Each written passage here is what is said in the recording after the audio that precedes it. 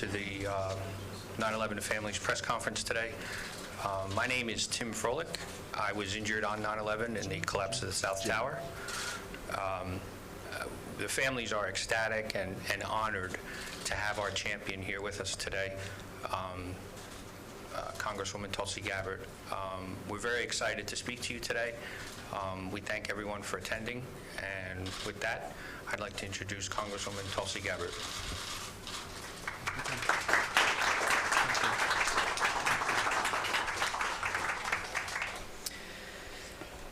Thank you all for being here today. Thanks to Jim for working with us and making this day possible. I want to say briefly thanks to Jennifer Adams, the CEO of this tribute museum. Thank you very much for allowing us this space to be able to share this important message. Tim, thank you very much for your leadership and your work in making this press conference possible. Jay Winnick, who's here with his team, thank you for your leadership, and for all of the victims, the family members, the first responders who are here today. I'm grateful and honored to be in your presence and to stand shoulder to shoulder with you as we stand for our nation, our national security, and for the American people, and for truth. 18 years ago, our nation was attacked by Al-Qaeda, radical Islamic terrorists. This is something that is commonly known, but the reality is we still don't fully know was whether or not they were aided by the Saudi government, enabling them to successfully carry out this attack on our nation. Thousands lost their lives on that day. We honor the memory of every single one of them. Those who were just getting to work that morning, children who were getting dropped off at daycare, first responders who rushed into those crumbling towers to save lives, and the first responders who have been lost since. Never, ever will we forget the heroes who sacrificed their lives to save others, and we will always honor the memory of those who were killed on that terrible day. The families who are here with us today are now and forever an enduring reminder of all that was lost on 9/11. And we remember back after September 11th, President Bush stood in the rubble of the Twin Towers and said that we would never forget, that we would seek out and destroy those responsible. His rallying cry, every nation in every region now has a decision to make. You are either with us or you are with the terrorists. Because of what happened on that day, like so many Americans, I made a decision to answer the call to serve, to use my life to defend the safety and security of the American people, proud to wear the uniform of our country.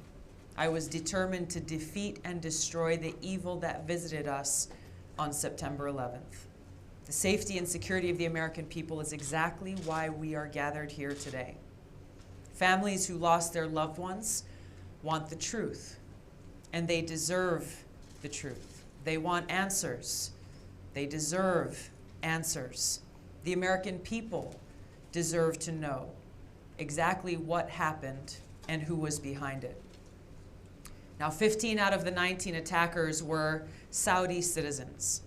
And there are still, even as we are approaching 20 years after this attack took place, there are still ongoing questions as to whether the Saudi government or personnel within their government were involved in any way with this attack, how they aided the attackers. There's been an investigation into this question, but to date, those findings are being kept hidden from these families who are gathered here today and from the American people. This is absolutely unacceptable. I'm calling on the Trump administration and the FBI to release the findings of their investigation into the Saudi government's involvement in the attacks on 9/11. Today I'm reintroducing a resolution that was introduced in the last Congress, HRES 663, reintroducing this resolution to require the FBI and intelligence agencies to release this important information to the American people. Not a highly redacted version of this information that makes no sense, but a declassified version that actually speaks to the truth of what led to that attack on 9/11. We are 18 years removed from this terrible crime, and the victims of this crime, the families who are here today, the American people deserve all of the evidence to fully come to light. Thousands of veterans, my brothers and sisters in uniform, have sacrificed blood, lives, and limbs. And the American people have sacrificed trillions of our taxpayer dollars to bring justice to these killers. We are gathered here today, standing as fellow Americans, calling on our government to finally bring everyone responsible for this attack to justice. Thank you.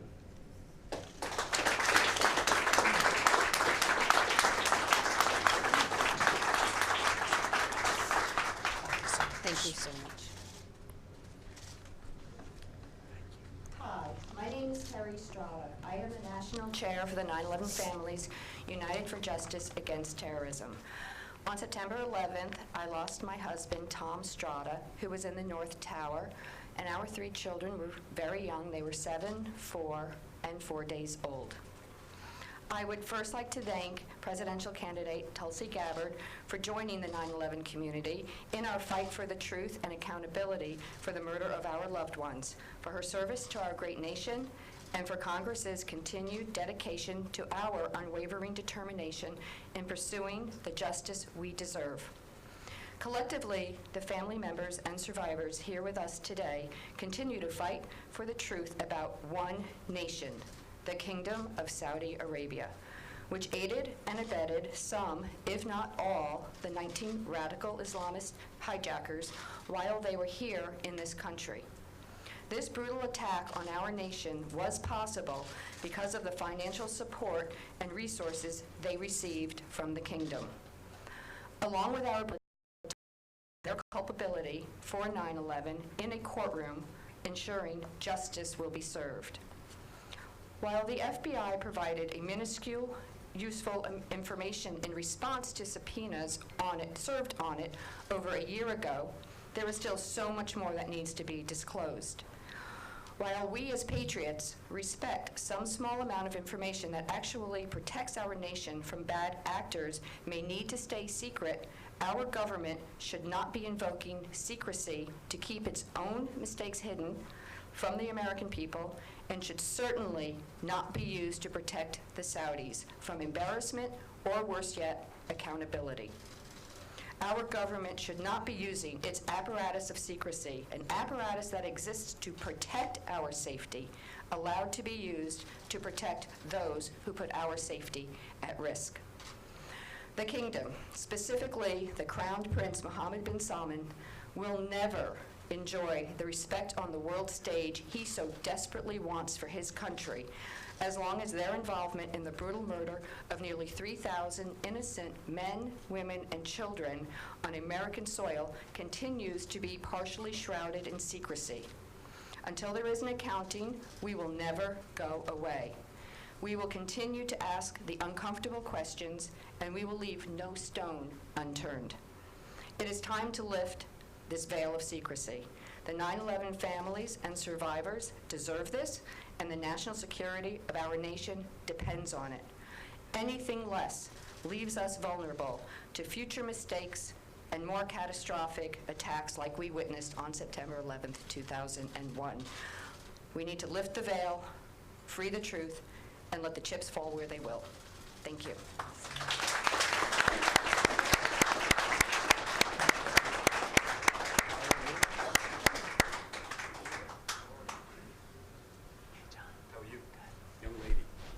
I'm a 9/11 responder and I'm an advocate. 15 years ago, I made a commitment to the 9/11 community, and I've never wavered. I've helped pass 5 bills in D.C. and 13 bills altogether. But we're talking today not only about the truth. We all know what happened on 9/11. I'm not going to rehash what the Congresswoman and Terry said. I'm talking about closure. 18 years later, family members, responders, volunteers, survivors that are riddled in pain. Riddled in pain because our government has failed them. Many people are going to say today, well, why would you stand here today with a congresswoman from Hawaii? And I say, why wouldn't you? Because she's a leader, she's a patriot, and she served our country with valor. So I say to the FBI and the Trump administration, release these documents so these families can have closure, so they can move on with the rest of their lives, for however long that might be. I'm proud now to be part of this team, and I guarantee that we will get this done, because I do not do anything that fails. You have my dedication, my loyalty, and my promise. Thank you.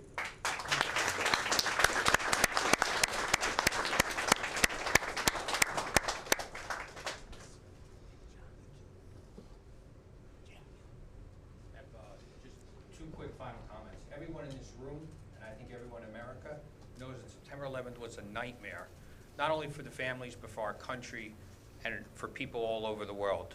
My question as a survivor, as someone who came out of that tower and was fortunate enough to stand here today, my question is, why are the families and why are all Americans having to relive that nightmare with the understanding that our own government now is protecting the Saudi Arabian kingdom in covering up these documents? This information needs to be out.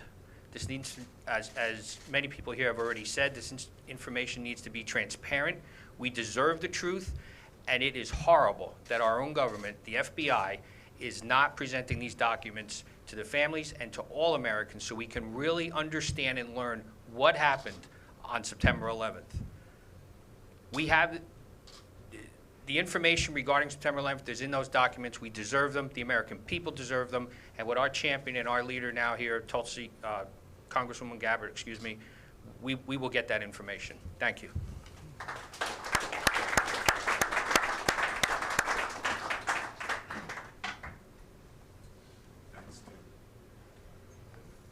You know, my name's Jim Kreindler.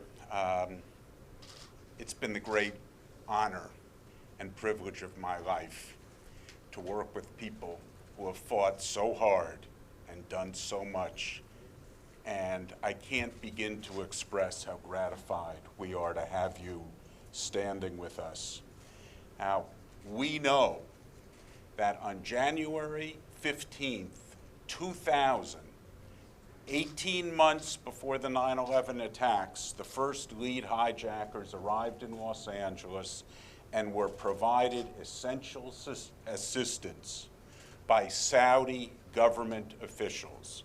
We've identified 11 Saudi government officials, mostly in the Ministry of Islamic Affairs, who provided them money, apartments, transportation, English lessons, flying lessons, everything they needed to mount their attacks on 9/11. We know that Saudi Arabia, in its files, has detailed evidence about what these 11 officials did and what other, even higher Saudi government officials did to work with al-Qaeda.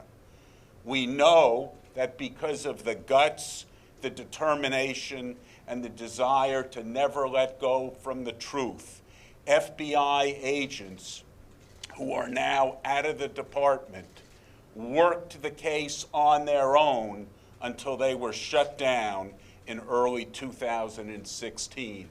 And in their files is detailed information about the FBI's investigation into the activities of these Saudi government officials.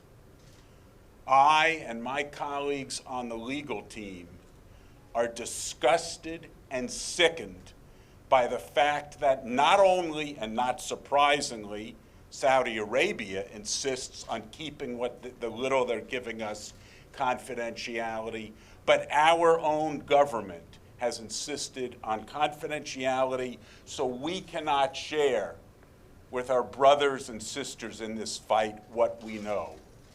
We are nauseated by the documents that will detail what the Saudi Arabian officials have done are still kept secret under the excuse that we know to be a lie that there is an ongoing investigation. There has not been a single arrest, indictment, much less conviction, of any of the dozens of accomplices who worked with the 19 murderers. People say, you know, you're optimistic that you're going to prevail. And our answer is nothing to do with optimism. We will not rest until the truth comes out and justice is done, because we are telling the truth. We are right and we are honest. And I can't begin to express to you how much it means for you to be in this fight with us until it is done. Thank you.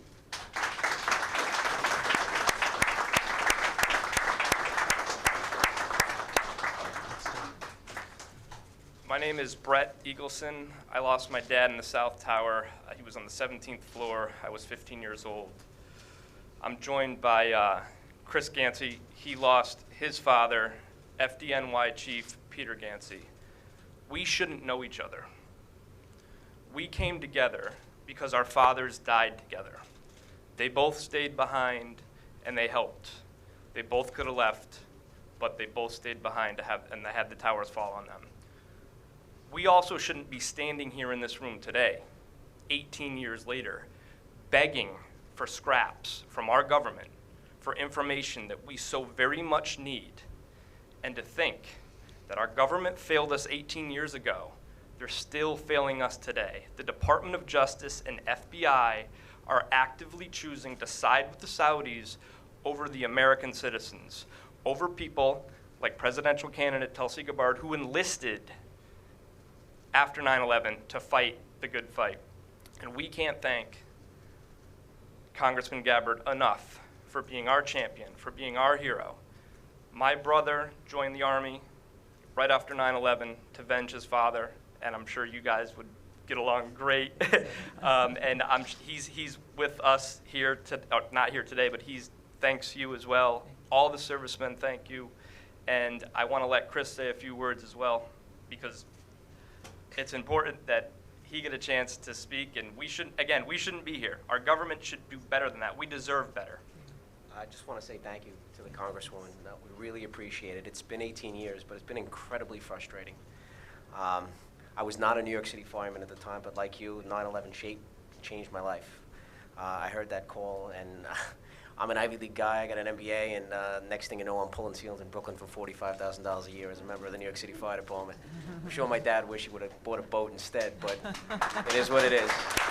But like I said before, you know, I'm a news guy, and I try to keep up to date. And you know, a month or so ago, there was an oil refinery that was attacked in the kingdom, and a lot of foreign policy experts are talking about committing, you know, United States resources, military, well, God forbid, our blood to that cause. And as I'm sitting in my living room and watching this, all I could think of is we can't even get the truth whether or not they participated in the greatest murder in the history of the United States, the murder of my father. And as a taxpayer, I was infuriated. And I'm sitting back and saying, until we know the answers to those questions, I'm saying we should really be rethinking our relationship with the Saudi kingdom. And as a son of my father and a New York City fireman, those are the answers that I'm looking for. And it's amazing that people like Brett and myself, we have to meet under these circumstances.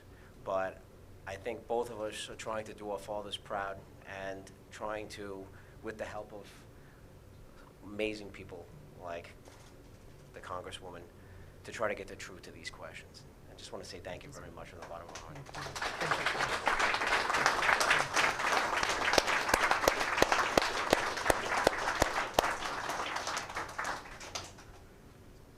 think if anybody has any questions, now would be the time to do that. You want to, Question for the Congresswoman, please. The Trump White House signed into law this past summer the 9/11 Victims Compensation Fund. that they protected Saudi Arabia. What is your message to Donald Trump about the uncovering of the truth about the kingdom's role in these attacks? Stand with the American people that you took the oath to serve. Not the Kingdom of Saudi Arabia, not Prince Mohammed bin Salman.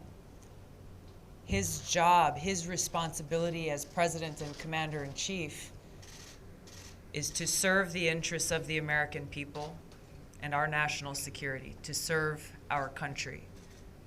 So stand up and be the leader that he promised to be and honor the great sacrifice of those families and first responders who are gathered here today, the great sacrifice that continues to be made by servicemen and women by sharing the truth and standing with the American people. Why do you suppose this information is being withheld?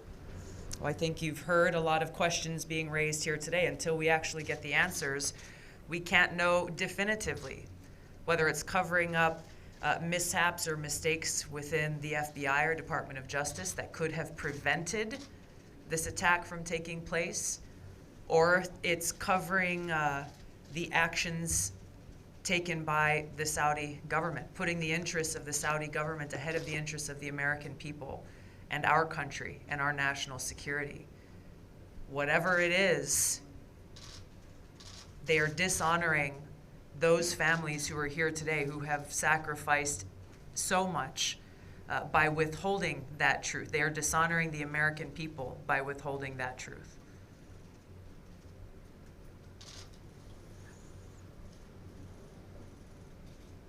Any other questions? For some of the families, are there any other presidential candidates who are in line with the Congresswoman who are doing things the right way on this issue? So I have to say that Congresswoman Gabbard is the first and only presidential candidate to stand shoulder to shoulder with the 9/11 first responders and family members, and we can't be more thrilled to have her support in this fight with us. We've had strong congressional support, but there has been no candidate that's come outwardly to join us like Congresswoman Gabbard has. We've tried to reach out to multiple, but their campaigns just don't have the capacity to respond to us, and they might not. Exactly. Good point, David. And if I may add, I would hope that at the next debate, someone asks the question to the whole group. Now, Tulsi Gabbard has pledged to declassify and release the FBI files. Who on this stage will make the same pledge? Everyone should. Every presidential candidate should make that pledge. What's been the response from Trump, from Obama to this sort of request?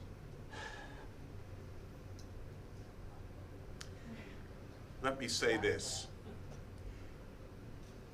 Something awful happened in 2016. Congress overwhelmingly passed JASTA, the law that lifted the immunity Saudi Arabia claimed protected it from suit. President Obama vetoed JASTA. There is no reason why that should have been vetoed in terms of the law or protecting our country. Congress overrode the veto 98-1 in the Senate, 346 to 77 in the House. At the same time, the FBI agents who on their own had resurrected the investigation were shut down by people who are in high levels of the Bureau today, because this is the worst intelligence and law enforcement failure in our nation's history. Hazmi and Midhar's presence was known to the U.S. intelligence community and later to the FBI. They even roomed with an FBI informant, and the Bureau lost the two lead terrorists. Politics being what they are, the Iran nuclear deal, in my opinion, had a great deal to explain why the investigation was shut down and why President Obama vetoed JASTA. But the people in the room beat President Obama and the largest lobby effort in world's history in seeing JASTA passed. And virtually every member of Congress stood with the families so the families could sue Saudi Arabia. And now what you see is a subversion of that law, keeping the documents from the families that demonstrate this overwhelming support. For JASTA to be effective, we need to get the evidence that we know is right there from Saudi Arabia and from the Department of Justice and the FBI. I just wanted to make one more point to the press that's in the room, and thank you for coming out and covering this very important issue. The point I wanted to make is that this is not just a 9/11 family issue. It's not a first responder issue. It's not a veterans issue. This is an American issue. Yes. This affects everyone in this country. So before we go and commit to helping Saudi Arabia continue to carpet bomb Yemen, and before we go do all these things, Americans deserve truth, accountability, and transparency. The truth will help prevent future attacks on this country. If we make an example out of holding governments accountable, others are going to think twice before they start funding radical Islamists. So I just wanted to make that point, that it's not just about us, it's about America. That's right. Well said.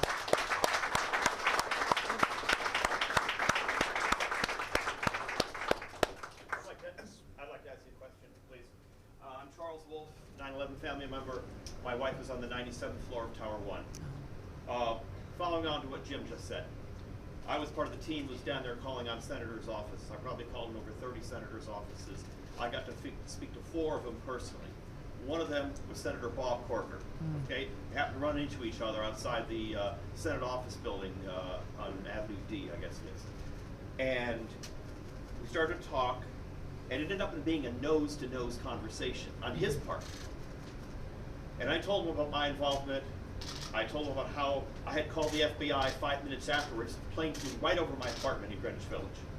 I'm a pilot. I knew in that fraction of a second it was going over there, I knew it was a twin-engine jet at full throttle. And after I ran down in the street and looked at the hole in the building and decided it would not be wise for me to go down there, I came back up and I couldn't reach my wife, and so I called the FBI and told them what I knew. And then a few minutes later, I called them back to tell them, hey, I'm a pilot. I know what I'm talking about. Okay? And then I told Senator Corker, I said, my family helped start this country. My 6th great-grandfather signed the Declaration of Independence. Francis Lewis. Okay? The next morning, Jim, you were there sitting right next to me, the Senate. Bob Corker got on the floor and started talking about our conversation. You remember that? Started talking about our conversation. And he said that our conversation shook him up. He had to pray that morning. He said it made him realize that our people, this is the chairman of the Foreign Relations Committee, that our people are more important than our foreign relations. Do you agree with that? 100%. This is why we're here. This is about the American people. This is about our country.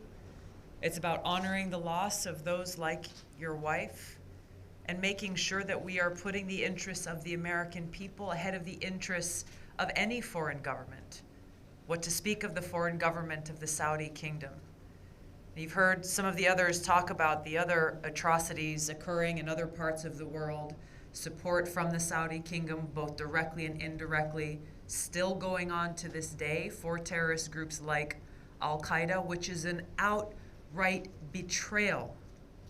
It's a betrayal to you, to your wife, to every single family that lost someone on that day, to every single first responder, every single American service member, every single American, which is why what has been going on now for over 18 years in withholding this information from all of you and from the American people continues that betrayal, putting the interests of the Saudi kingdom and this so-called alliance that so many speak of in our country, that's not an alliance at all, when their actions are both directly and indirectly undermining our own national security.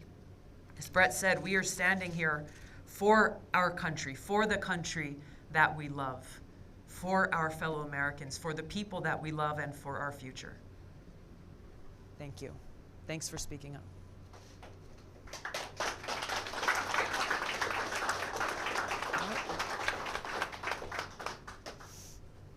Congresswoman, will you give us more detail of how you learned about the attacks itself?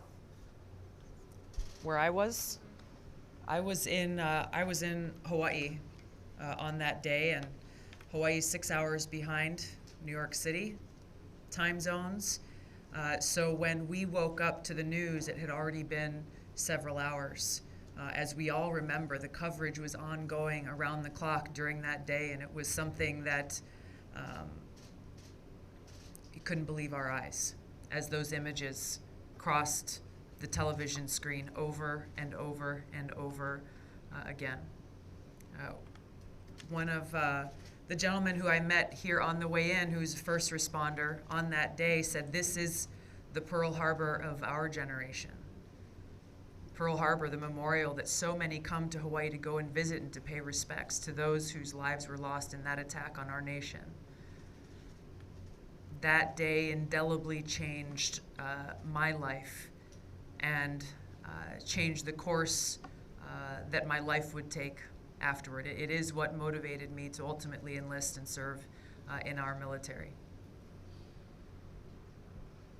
And if you're met with resistance from the Trump administration, do you have plans in place as to what you'll do? I mean, a year ago today, Washington Post journalist Jamal Khashoggi was murdered, and we saw the resistance from the Trump administration to put to blame Saudi Arabia. So do you feel that, do you have a plan in place?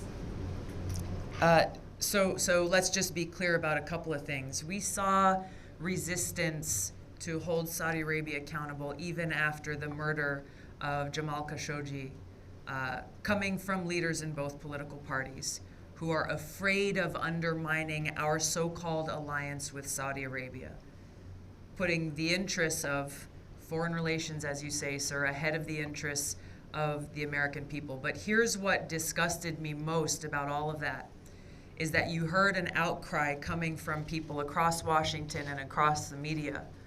Why are they not spending every single day outraged about what the families here have expressed? That the truth is still not being heard, that Saudi Arabia's role in helping or aiding or abetting those who attacked us on that day still has not seen the light of day. Why are they not expressing that same outrage at our government's support of the Saudi kingdom as they continue to wage this genocide against innocent Yemeni civilians? This same outrage that this Saudi kingdom is both direct and indirect flew those planes into the Twin Towers. So let's cut the crap, see the truth for what it is. So what's the plan? The plan is towards this effort to demand that truth and accountability until our leaders actually fulfill their mission of serving the interests of our people, the people of this country. What do you make of foreign aid and peace to Saudi Arabia?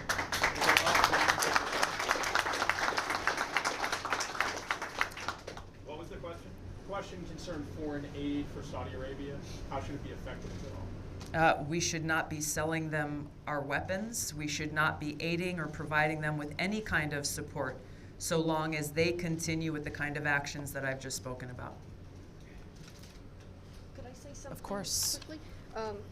In addition to what the congressman and members of Congress can do for us, the 9/11 families, we are over 15,000 strong. It took us 7 years to get JASTA passed, and we did it with the overriding President Obama's veto. So we're determined to unite and to unite our country with press conferences like this and with candidates like Tulsi and keep the fight going. And we will be back in Washington, D.C. with the resolution that she will be introducing to Congress, to the House, and we will be supporting that. And we will have our websites up and our people manned, and we will be back in D.C. fighting. If I could add one note on outrage, we have some materials for you. And when you see them, you will be outraged. Yes. It starts, we requested documents from the Justice Department under a Freedom of Information Act. Years ago, here's how Justice responded to us. Oh no, we're not giving you those documents. They could compromise Osama bin Laden's privacy interests. You will see in the papers, we have a redacted form of the 2012 FBI summary. The last line is, there is evidence, not supposition, theories, there is evidence that blank, named redacted, tasked Thumairy and Bayoumi, the two Saudi government officials in LA, with helping the hijackers. We have said, we want that evidence. We want to know who it is. The document is right there. We still don't have that evidence. There is no way anyone can seriously say our national security and state secrets are compromised by letting the families and the world know who it was over 20 years ago who told Thumairy and Bayoumi to help the hijackers. When you leave, please pick up the papers and take a look at them. You will be outraged. I can't stress enough for all of the media here today, read those documents. It doesn't take very long. This is something that I'll be sending out to every member of Congress to make sure that they read as well, because you will see and understand things I haven't seen covered before anywhere in the media. And this is just scratching the surface. So there is a website for the media in the room. It's called declassify911.org. We load a lot of information on there. The other bit of information that I wanted to say, and this just gives you an indication how our own Department of Justice has treated us, when we filed information and requests for information on the hijackers, the response to us was that, well, we don't know that they're dead, so can you prove to us with a death certificate or an obituary from the hijackers? That document is in that book. So that's the way that we've been treated.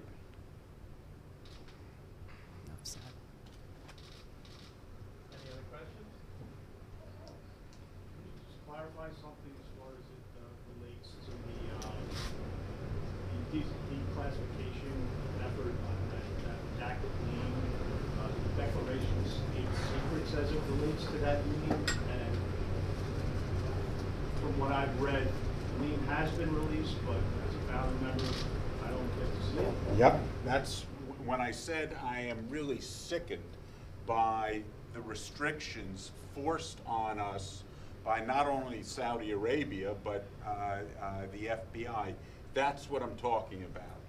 We thought we knew who it was. The name has been given to us under these protective orders, so I can't tell you, Marty. And there is no excuse. I mean, how could any human being stand in front of this room and say, I have to keep the name of the higher Saudi government official secret after 20 years to protect our nation's state secrets and national security? And on that point, there's one other thing as the lawyer I have to throw out. Never, ever, ever has there been a case in U.S. history where the Justice Department invoked state secrets for domestic murders. It has been invoked when it was invoked with foreign activities, the CIA's activities in other countries. Never until now has any person in the United States government said state secrets and national security is an excuse to conceal the identity and the evidence of what accomplices to mass murder have done.